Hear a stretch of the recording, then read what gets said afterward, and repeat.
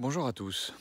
Aujourd'hui, une vidéo sur le fil, là, comme ça, parce que j'ai pas encore le temps de préparer des vidéos pédagogiques, mais je m'étais dit que je pouvais quand même partager avec vous un certain nombre de réflexions, d'expériences, notamment depuis que je suis de nouveau rentré à l'hôpital, là, parce que donc je suis de retour du Vietnam en France. Et maintenant, je travaille à l'hôpital depuis quelques semaines à nouveau. Je travaille dans un service spécialisé en gériatrie et en soins de suite, c'est-à-dire qu'on s'occupe de gens qui sont en post-critique immédiat, c'est-à-dire post-chirurgie ou alors dans des suites d'événements cardio, pulmonaires, neurologiques assez critiques. Donc nous, on fait l'interface entre la phase la plus chaude hospitalière et le retour à domicile quand il est possible. Et voilà, et j'apprends évidemment énormément de choses en étant dans ce service. Un excellent service d'ailleurs au demeurant, avec une équipe vraiment sympa, très sympa, très bonne ambiance. Et vous allez comprendre à quel point d'ailleurs c'est important. Et ce de quoi j'ai envie de vous parler aujourd'hui, c'est de la notion d'empathie, de sympathie et de compassion. Une réflexion sans doute qui peut vous aider à comprendre aussi comment marchent les médecins en règle générale. Alors évidemment, moi je suis un médecin parmi tant d'autres, chacun a sa propre expérience face à la maladie et à la mort, mais il m'est arrivé un truc qui était vraiment intéressant, je trouve. Ça a été une des choses qui m'a le plus marqué au tout début de mon retour dans le service, et j'en parlais récemment avec des confrères qui m'a demandé donc alors comment se passe le retour au service d'active, parce que bon, le travail que j'ai fait pendant une quinzaine d'années, ça a été de l'humanitaire, de la santé publique. Depuis quelques années, là au Vietnam, j'ai donc créé ce centre de médecine préventive et anti-âge, mais je m'occupais de gens qui globalement étaient dans un état de santé général qui était plutôt correct. Donc on était vraiment sur du préventif, du long terme, et je travaillais en profondeur avec eux, et j'avais le temps de développer une forte relation avec ces patients-là, avec mes patients. Et là, en fait, je suis revenu à un mode de médecine qui est beaucoup plus classique, en quelque sorte. Et quel est le truc qui m'est arrivé? Donc c'est les premiers jours de service, les 2-3 premiers jours, c'est à peu près le temps qu'il m'a fallu pour me réadapter. Eh bien, je suis arrivé dans le service avec toujours cette empathie vraiment très forte que j'avais laissée ouverte pendant mes années de travail au Vietnam, dans mon centre. Et lors des premiers jours, je suis systématiquement revenu de l'hôpital complètement abattu à la maison, épuisé moralement, mais surtout, je dirais, triste, euh, en profondeur, affecté, touché par ce que je voyais. Parce que là-bas, bon, dans le service que l'on a, on a des gens qui sont quand même bien abîmés, qui ont souvent 3, 4 pathologies, 5 pathologies à la fois. Donc les trucs classiques, l'hypertension, le diabète, mais qui ont très souvent en plus eu des épisodes infectieux graves, qui ont des cancers qui sont relativement évolués, peuvent avoir des troubles neurocognitifs, des démences, des dépressions avancées. Enfin, c'est des gens qui sont très affectés. Et qui pour l'essentiel sont donc alités une bonne partie de la journée, si ce n'est tout le temps. Et moi j'étais revenu de l'hôpital à chaque fois très profondément affecté par ça, c'est-à-dire que j'avais une impression d'être pris à la gorge par la mort et par la maladie. Et ma femme me retrouvait le soir dans un mauvais état pendant les premiers jours, où j'étais très profondément déprimé, quoi. Ça vous bouffe de voir tous ces gens alités, qui vont pas bien. Donc on se bat évidemment, on travaille pour qu'ils aillent mieux, c'est l'idée générale du service. Mais ça m'a complètement bouffé, et je me suis rappelé cette phrase absolument clé qu'on nous avait donnée lors de la formation médicale. On disait: vous pouvez être en empathie avec les patients, mais jamais de sympathie avec les patients. Alors quand on dit ça comme ça, quoi, il ne faut pas être sympathique avec les patients, il ne faut pas être en sympathie avec les patients. Ben non, il ne faut pas. C'est très important quand vous êtes médecin, et je pense que c'est la même chose quand on est infirmière, quand on est aide-soignant, quand on travaille auprès de gens qui sont en mauvais état et qui ont besoin d'aide. C'est qu'on ne peut pas se permettre d'être en sympathie. Quelle est la différence entre la sympathie et l'empathie?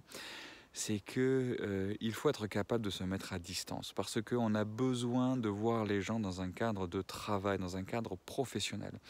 Et pour pouvoir aider les gens correctement, on a besoin d'être présent, de voir ce qui se passe, et de garder un jugement qui soit adapté à la situation sans en plus se brûler. C'est-à-dire que moi, sur les premiers jours, j'étais vraiment parti pour me brûler la tête complètement parce que j'étais en sympathie avec les gens qui étaient là. Donc c'est quoi la différence? C'est que la sympathie, c'est quand vous commencez vraiment à intérioriser de façon trop importante l'état de la personne qui est en face de vous et je dirais à vous mettre complètement à la place de l'autre.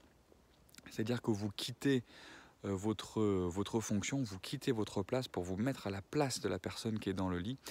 Et là, à ce moment-là, qu'est-ce qui se passe? Vous perdez vos moyens. Vous perdez vos moyens de jugement critique de la situation, de la pathologie, des choses qu'il y a à faire.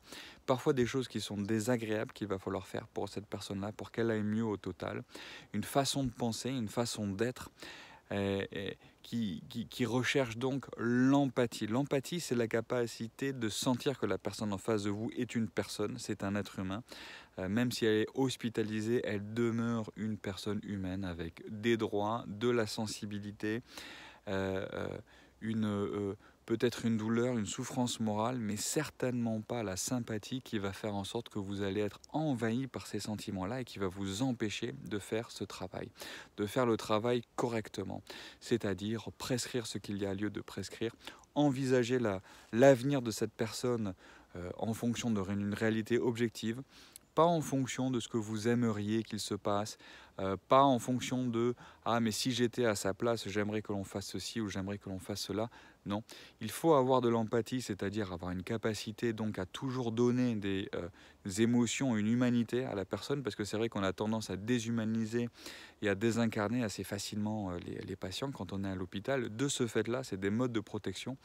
Mais je dois admettre qu'il m'a fallu 2 ou 3 jours pour pouvoir réendosser ma carapace de médecin. La blouse en cela aide beaucoup, l'uniforme que vous portez vous aide beaucoup, ça vous permet de vous mettre un petit peu à distance.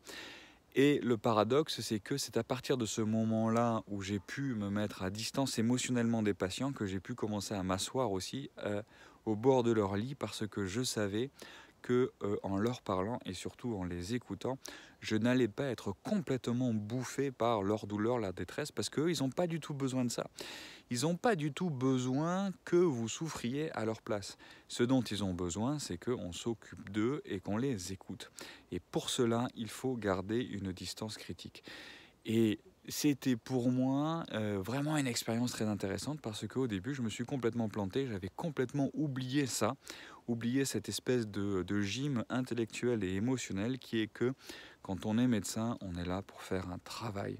Et pour faire ce travail correctement, il faut être capable de se mettre à distance et avec ce paradoxe final qui est que c'est quand on arrive à mettre en place une bonne distance que l'on peut entendre un patient qui va vous dire qu'il souffre, qu'il a peur de mourir, qu'il a envie de mourir, et que vous allez être capable d'avoir des réponses adaptées parce que justement vous n'êtes pas laissé envahi par la douleur de l'autre ou bien par votre propre peur de la vieillesse, de la maladie ou de la mort. Moi j'ai trouvé que c'était une leçon vraiment très intéressante. Ça m'est arrivé il y a 2-3 semaines. J'en parlais il y a 2 semaines avec des confrères. Et je me suis dit que ça valait vraiment la peine d'être partagé avec vous, parce que c'est une bonne première leçon qui peut-être aussi peut vous aider à comprendre un petit peu comment, dans vos cheminements dans le système de santé, vous allez vous retrouver face à face, parfois des médecins qui vont plus ou moins bien réussir à gérer ça. Sachez que tous les médecins sont des êtres humains qui se tapent à longueur de journée des gens qui ne sont pas en forme et qu'il faut en retour être capable de donner beaucoup.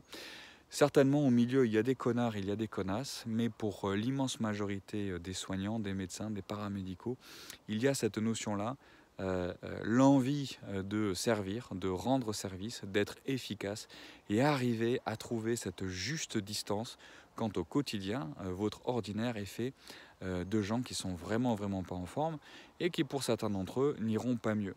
Et pour nous, il y a une nécessité à savoir accompagner ces gens-là, quelle que soit leur destination, quelle que soit notre propre efficacité. Donc voilà, moi je suis toujours fasciné, je dirais moralement, par cette notion de l'enfer est pavé de bonnes intentions. Moi, c'est un truc qui m'obsède depuis que je suis gosse. Savoir comment parfois des bons sentiments, ou a priori des bons sentiments, peuvent amener à une catastrophe. Et bien là, moi, pendant 2-3 jours, quand j'ai recommencé le boulot, je peux vous dire que ce manque de mise à distance, ce manque de capacité à mettre voilà, une frontière claire entre la personne qui était malade et moi dans ma fonction, m'a porté préjudice pendant quelques jours. Alors c'est rien, c'est 3 jours, hein, je me suis vite remis, je dirais, au vieux réflexe, hein, parce que j'ai été formé pour ça, et puis donc c'était toujours en moi, mais j'avais oublié de le mettre en marche. Et au bout de 2-3 jours, voilà, la chose a commencé à revenir. Je me suis dit, tiens, c'est quand même intéressant à partager, parce que c'est pas nécessairement quelque chose que les gens qui sont en dehors de la fonction médicale, du monde de la santé, peuvent bien appréhender et bien comprendre. Voilà, donc je vous dis de nouveau à très bientôt. Je vous embrasse. En attendant, portez-vous bien.